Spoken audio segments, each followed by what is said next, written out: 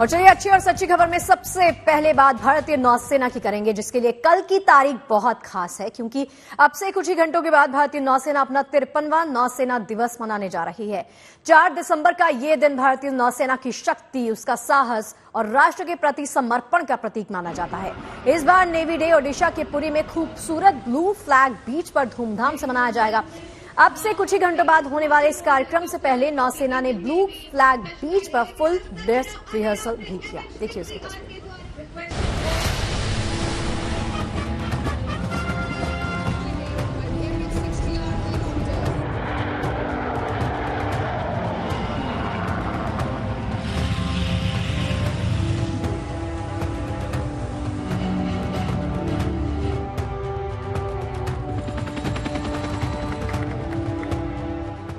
समंदर की लहरों पर पराक्रम का ये प्रदर्शन बेजोड़ और बेमिसाल है।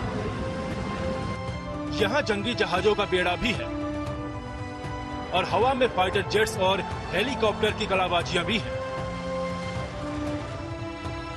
मरीन कमांडो का शौर्य भी है और टैंकों की गर्जना भी है। नेवी के बैंड की मंत्रमुग्ध करने वाली प्रस्तुति भी है और जवानों के बीच गजब का तालमेल भी है। हर भारतीय को गर्व से भर देने वाली ये तस्वीरें ओडिशा के पुरी से आई हैं, जहां 53वें नेवी डे से ठीक पहले खूबसूरत ब्लू फ्लैग बीच पर नौसेना ने फुल ड्रेस रिहर्सल की। इस रिहर्सल के दौरान समंदर से लेकर आसमान तक नौसैनिकों ने न सिर्फ अपने पराक्रम का प्रदर्शन किया, बल्कि 4 दिसंबर को होने वाले कार्यक्रम से जुड़ी तैयारियों को भी परखा।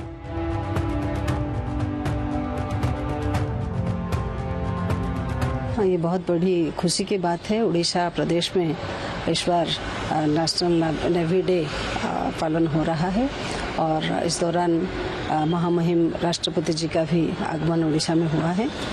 और मैं अपने विधानसभा की ओर से सारे अपने विधायकों को साथ लेकर हम सब जा रहे हैं और जो प्रदर्शन होगा उसको भी देखेंगे।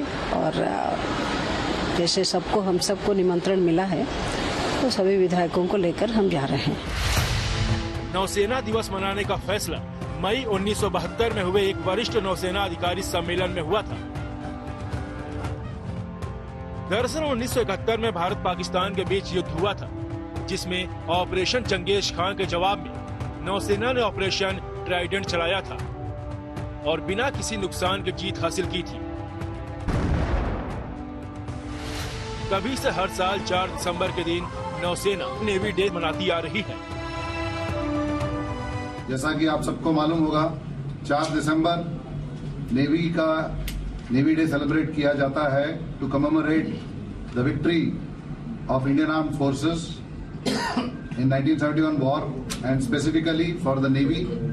जब 4 दिसंबर को पाकिस्तान के कराची हार्बर पे एक बहुत ही घातक हमला नेवी की तरफ से हुआ था। ये दिन भारतीय नौसेना की वीरता, समर्पण और देश की समुद्री सीमाओं की रक्षा में उसकी भूमिका को सम्मानित करने के लिए मनाया जाता है। यही वजह है कि इस खास मौके पर नेवी की तरफ से सोशल मीडिया एक्स पर एक वीडियो शेयर किया गया है, जिसमें नौसेना की शक्ति, साहस और राष्ट्र के प्रति समर्पण को दिखाया गया है।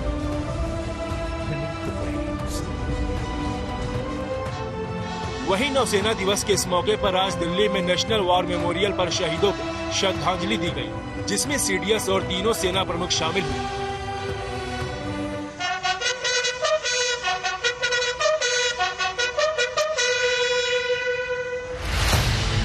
हालांकि नेवी डे का मुख्य कार्यक्रम अब से कुछ घंटों बाद ओडिशा के पुरी में होने जा रहा है। इस समारोह में 15 युद्धपोत, 40 से अधिक विमान, ड्रोन, पनडुब्बियां और मरीन कमांडो नजर आएंगे, जो राष्ट्रपति द्रौपदी मुर्मू की मौजूदगी में अपने पराक्रम का प्रदर्शन कुछ इस अंदाज में करते नजर आएंगे। जहाँ तक ऑनरेबल प्रेसिडेंट का टाइमिंग का हिसाब है, वो तकरीबन 4 बजे वो आएंगे वेन्यू पे और वो 5:30 बजे तक वेन्यू पे रहेंगे। उनके आने के दौरान और जाने के पहले दिल बी नेशनल एंथम परेड एंड उसके बाद she'll be going for a high tea with selected dignitaries और बाकी लोगों के लिए there will be a drone show and a laser show। नौसेना दिवस से जुड़ी सभी तैयारियों को करीब करीब पूरा कर लिया गया है। अब इंतजार उस पल का है जब दुनिया एक बार फिर भारतीय सेना की उपलब्धियों और पराक्रम की गवाह बनेगी। 4 दिसंबर का ये दिन हर देशवासी को अपनी सेना के प्रति गर्व महसूस करने का भी मौका देता है। दिल्ली से शिवानी शर्मा के साथ bureau report, good news today. और चलिए अब आपको लेकर चलते हैं संगम नगरी प्रयागराज। जी हां, 13 जनवरी से दुनिया का सबसे बड़ा आध्यात्मिक मेला शुरू होने जा रहा है, यानी महाकुंभ की शुरुआत होने जा रही है, जिसके लिए अब ज्यादा वक्त नहीं बचा।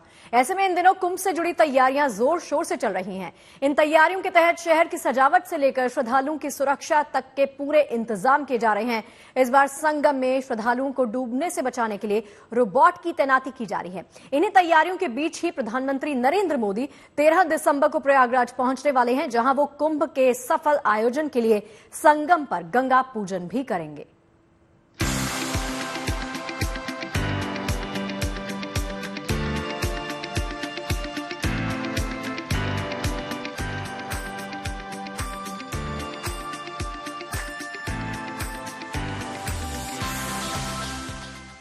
मन मोह लेने वाली ये सजावट संगम नगरी प्रयागराज में की गई है, जहां महाकुंभ की मेजबानी के लिए शहर के हर कोने को दुल्हन की तरह से सजाया और संवारा गया है। ये तस्वीरें सिर्फ कुंभ से जुड़ी तैयारियों की एक छोटी सी झलक पर है। जो भी इन दिनों संगम नगरी घूमने के लिए आ रहा है, वो कुंभ के लिए की गई तैयारी और इस सजावट को देखकर अभिभूत हो रहा है। बहुत अच्छा लग रहा है। कुंभ की जोरों शोरों से तैयारियां हो रही हैं, हम लोग देख रहे हैं। वही हम लोग देखने आए थे, कुंभ लगने वाला है, करोड़ों लोग आने वाले हैं घूमने, तो वही हम लोग ये देखना चाहते थे क्या तैयारियां चल रही हैं, कैसा लग रहा है, व्यू कैसा है। बहुत अच्छा है, ये बहुत अद्भुत दृश्य है, बहुत मनोरम है। बहुत बढ़िया जी, बिल्कुल बहुत बढ़िया, आनंद आ गया देख के। यहाँ पे हम दिल्ली से आए हैं, आज सुबह ही आए हैं, पूरा दिन पूरा प्रयागराज घूम के बहुत आनंद आ गया। ऐसा प्रयागराज हमने अभी तक नहीं देखा था जैसा इस समय दिख रहा है मुझे।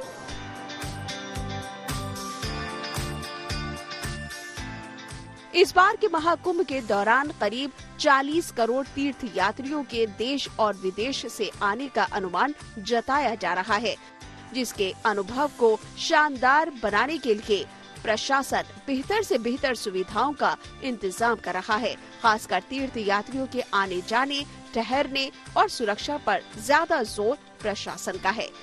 यही वजह है कि इस बार के महाकुंभ में श्रद्धालुओं की सुविधा के लिए इस रोबोट की तैनाती की जा रही है, जो संगम की स्नान के दौरान डूबते हुए लोगों को सकुशल बचाने का काम करेगा।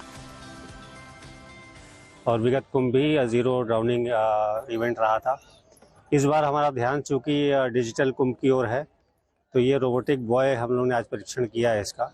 कभी कभी ऐसा होता है कि डीप वाटर में सडनली कोई गिर जाए या कोई दुर्घटना हो जाए, तो हमारी मदद पहुंचने में वहां तक कुछ समय लग सकता है। उस समय को बचाने के लिए ये यंत्र है जो कि सेकंडों में वो दूरी कवर कर लेगा और रिमोट के माध्यम से उस व्यक्ति को बचा करके किनारे ले आएगा।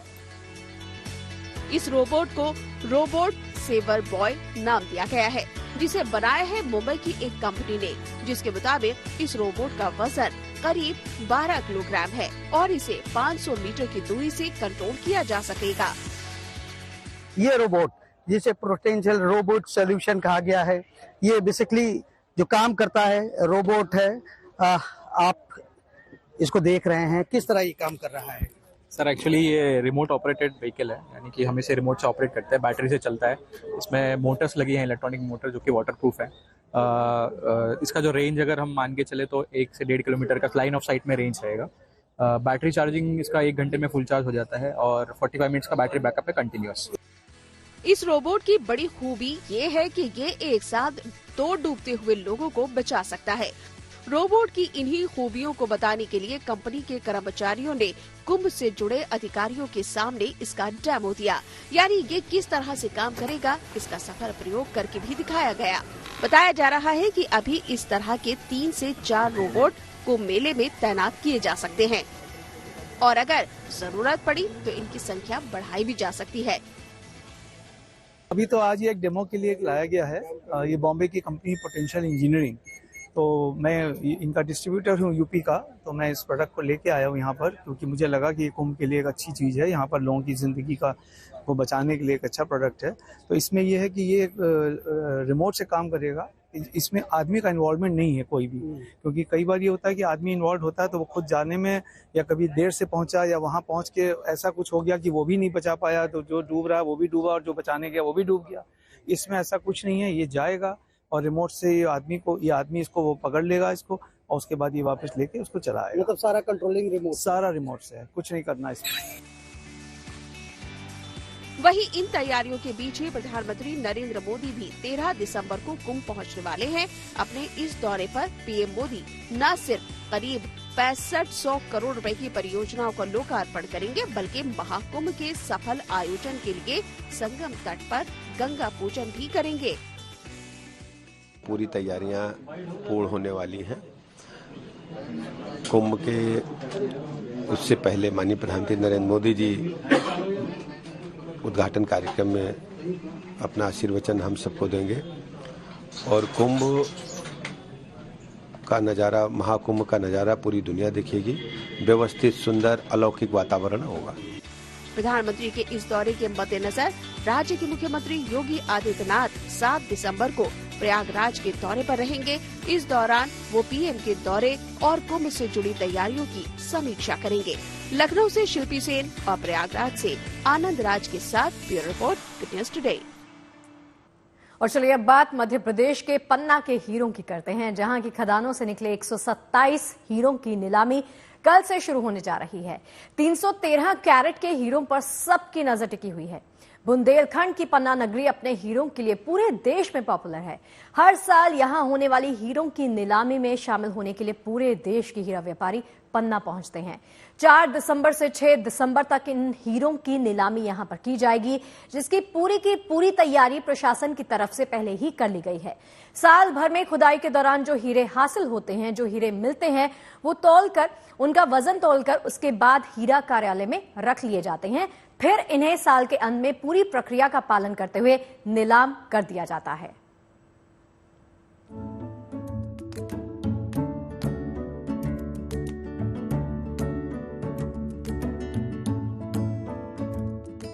हीरे की चमक से आंखें चौंधिया जाती हैं और जब उनकी कीमत करोड़ों में हो तो उनके लिए आकर्षण और भी बढ़ जाता है।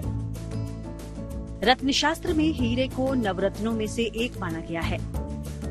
कटने और पॉलिश से पहले भी हीरों का सौंदर्य और आकर्षण देखने लायक रहता है। हीरों की खदानों के लिए मशहूर पन्ना में 4 दिसंबर यानी कल 127 हीरों की नीलामी होने जा रही है, जिसमें उथली हीरा खदानों से मिले हीरों की बोली लगाई जाएगी। 4 दिसंबर को नीलामी में 127 नंग हीरे रखे जाने हैं, जिनका कुल वजन 300.13 कैरेट है। लगभग 4 करोड़ 11 लाख इसकी कीमत आकी गई है। करीब 4 करोड़ 11 लाख की कीमत वाले हीरों की बोली के लिए महाराष्ट्र, राजस्थान, गुजरात जैसे राज्यों के साथ साथ मध्य प्रदेश के दूसरे जिलों के व्यापारी भी पहुंचेंगे। व्यापारी लगभग सभी जगह से सभी को सूचित किया गया है। ई पेपर के माध्यम से, हमारे ई खनिज के पोर्टल के माध्यम से सभी को सूचित किया गया और सभी जगह से मतलब गुजरात से, बम्बई से, दिल्ली से आने की संभावना जताई जा रही है। ये नीलामी अनुमानित 3 दिन चलेगी, 4 तारीख, 5 और 6 तारीख को। हीरों की खदानों के लिए मशहूर पन्ना में होने वाली इस नीलामी प्रक्रिया में भारत का कोई भी नागरिक बोली लगा सकता है। बस ऑक्शन से पहले इच्छुक व्यक्ति को 5000 नकद जमा करवाने होंगे। इसके बाद वो नीलामी प्रक्रिया में बगैर रोक टोक भाग ले सकता है। सबसे ज्यादा बोली लगाने वाले व्यक्ति के पक्ष में फैसला जाने के बाद उसे नीलामी मूल्य की 20% राशि तुरंत खनिज और हीरा कार्यालय में जमा करनी होगी और अगर ऐसा नहीं किया जाता तो बोली रद्द समझी जाएगी।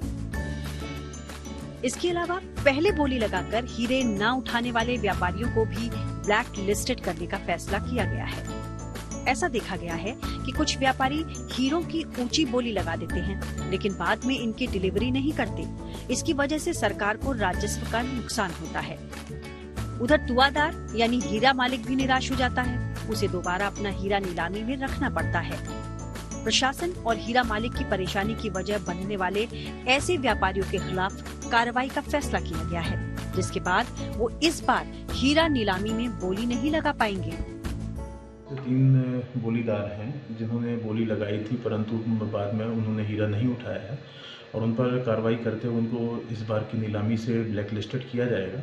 आने वाली 1 या 2 नीलामी में वो पार्टिसिपेट नहीं कर पाएंगे। यह लगभग 1-2 सालों से ऐसी स्थितियां बन रही हैं कि कई बार ऊंचे दामों पर हीरे उठा लिए जाते हैं बोली में और उनको बाद में डिलीवर नहीं किया जाता है या उनका राशि नहीं चुकाई जाती है रॉयल्टी की, तो हीरा नहीं ले पाते हैं और जिससे एक दुआदार को काफ़ी नुकसान होता है और दोबारा फिर उनको हीरो को रख के नीलामी करानी पड़ती है। तो ऐसे जो हीरा व्यापारी हैं जिन्होंने नीलामी में भाग लेने के उपरांत भी हीरा नहीं उठाया, उनको ब्लैक लिस्टेड किया जाएगा। नीलामी की राशि से 11% रॉयल्टी काटकर खनिज विभाग बाकी रकम दुआदार यानी हीरा मालिक के खाते में ट्रांसफर कर देता है। अच्छे हीरे की पहचान 4C से होती है।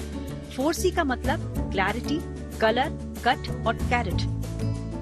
मध्य प्रदेश के पन्ना के उथली में कुछ फीट गड्ढा खोदने के बाद ही हीरे निकल आते हैं। अब तक यहाँ से निकले हीरों की वजह से कई गरीब लोगों की भी किस्मत बदल चुकी है। सबसे खास बात ये कि पन्ना जिले की खदानों से निकलने वाले हीरों की क्वालिटी बहुत अच्छी मानी गई है, जिसके चलते दुनिया भर में यहाँ से निकले हीरों की डिमांड होती है। यही वजह है कि हर साल यहाँ हीरा खदानें लीज पर दी जाती हैं और फिर उनकी खुदाई कर हीरे निकाले जाते हैं। इस बार भी पन्ना जिले की खदानों से निकले हीरों की बोली 4 दिसंबर को लगने वाली है। पन्ना से दिलीप शर्मा के साथ bureau report, good news today. और चलिए अब बात अंतरिक्ष की दुनिया में इसरो की कामयाबी की करते हैं, क्योंकि किसी भी सैटेलाइट को अंतरिक्ष में स्थापित करने के लिए इसरो दुनिया भर की स्पेस एजेंसियों की पहली पसंद बन गया है। बुधवार को इसरो का PSLV rocket European space agency के प्रोबा 3 मिशन को लॉन्च करेगा। प्रोबा 3 को अंतरिक्ष में ऐसी कक्षा में स्थापित करना है जहां सैटेलाइट को पहुंचाना सिर्फ काबिल और अनुभवी स्पेस एजेंसी के बस की बात है। देखिए हमारी एक खास रिपोर्ट।